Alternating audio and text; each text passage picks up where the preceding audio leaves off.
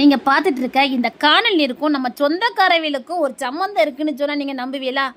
அடிச்சு சொல்றேன், இந்த காணல் நீருக்கும் நம்ம சொந்தக்காரவிகளுக்கும் ஒரு சம்மந்தம் இருக்குது. என்னன்னு சொல்றேன் வாங்க. எங்க அப்பா உலகத்துல தோசையை திருப்பி போட்டு பாத்திருக்கேன், இப்ப இட்லியே திருப்பி போடுறாளே.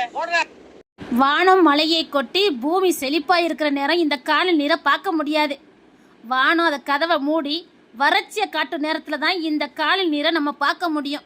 ஐயா அம்மா இதுக்கு மேல முடியாது அப்படின்னு நினைக்கிற நேரத்துல தூரத்துல கண்ணுக்கு குளுமையா இந்த காணல் நீர் தெரியும். ஆகா, இது என் தாகத்தை தணிச்சிரும், என் வெப்பத்தை தணிச்சிரும் நினைச்சு கிட்ட போவோம். அங்க போனா அங்க ஒண்ணுமே நமக்கு இருக்காது. இந்த காணல் நீர் மாதிரி தான் இந்த உறவுகளும் சொந்தங்களும். நாம அவங்க கிட்ட ஏதாவது எதிர்பார்த்து கிட்ட போனோம்னா காணாம போயிடுவாங்க. உறவுகளையும் சொந்தங்களையும் இந்த காணல் நீர் மாதிரி தூரத்துல பார்த்து ரசித்துக்கிடுங்க.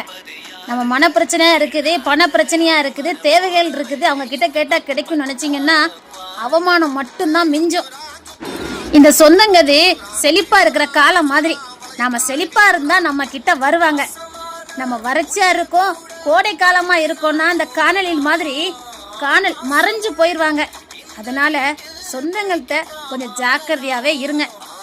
எதிர்பார்க்காத உறவு நீடிக்கும், எதிர்பார்த்த உறவு முறிந்து போகும். இதுதான் நிதர்சனமான உண்மை.